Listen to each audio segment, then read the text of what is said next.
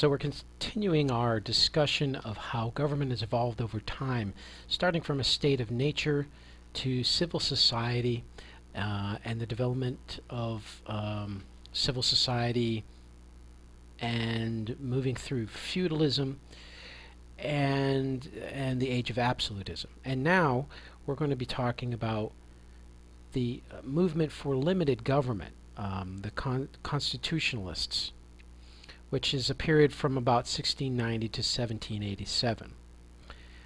As a result of the Crusades, the economy shifted towards capitalism. Um, Also influencing this was the Renaissance or Reformation of the 13th century, the Commercial Revolution, and the era of discovery, the 15th and 16th centuries. Mercantilism, which is the belief that nations compete in a zero-sum game for wealth, thereby promoting exports and limited imports, emerged as a dominant economic trend. Again, mercantilism is this competition among nations that there's only so much out there and you got to get yours, you got to get your piece of the pie. So this reached its highest level of acceptance, this mercantilism, in England in the 1600s, and it promoted internal economic development of finished products through manufacturing and industry. It also promoted capitalistic development and allowed England to become a world economic power. The rise of capitalism led to the development of a new economic social class called the bourgeoisie.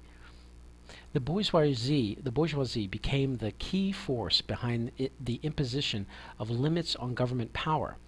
As the bourgeoisie achieved economic and political power in government, this gave birth to classical liberalism.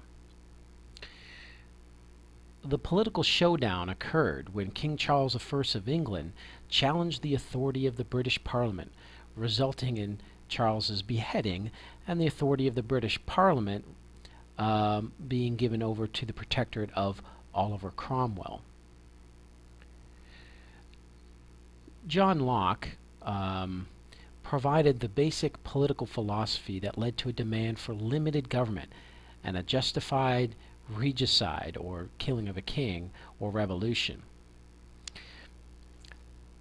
And his philosophies, of course, are going to be fundamental for the American Revolution.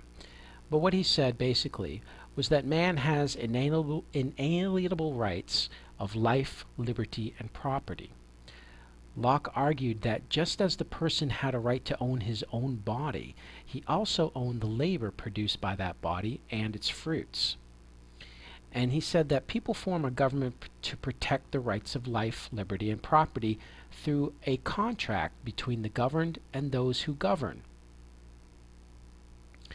In Locke's second treatise on government, which he wrote in 1690, he further stated that government could only properly function with the consent of the government through their representatives, and that if the government acted improperly, it would have broken its contract with the government and would no longer be a legitimate government.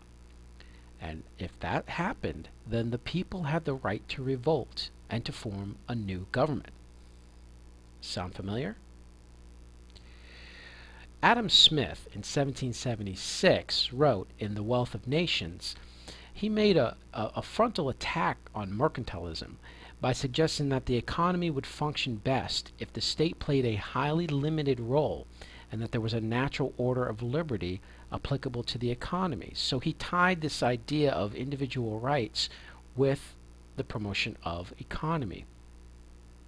He argues that private enterprise is the most efficient form of production,